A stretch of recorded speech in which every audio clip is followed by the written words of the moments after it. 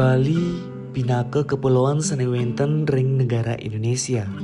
Sane kalokta antuk daerah seni, budaya, miwah tradisi sane ageng.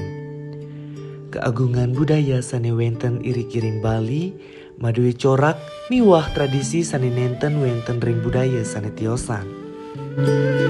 Sile suringgil tradisi sane kebakta yang titiang mangkin, ring kota Denpasar, inggih punika tradisi omed-omedan.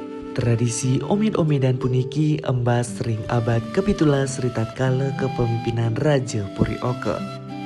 Sane ngicenin pewarah antuk ngelaksanayang ritual omed-omedan, sane kelaksanayang ritatkala rahina ngembak geni utawi sepisanan rahina nyepi.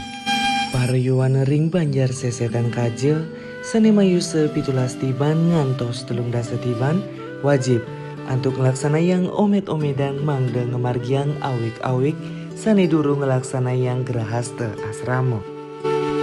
Tradisi omed-omedan puniki kelaksanayang antuk mediman oleh kelompok lanang lan kelompok istri. Duaning akeh pole pakrimik panjak sami, tradisi omed-omedan puniki tetap kelaksanayang santukan akeh wenten nilai-nilai sane wenten yening ngelaksanayang tradisi puniki. Nilai sane wenten ring tradisi puniki inggih punika nilai agama, nilai persatuan, nilai kesatuan, miwah estetika.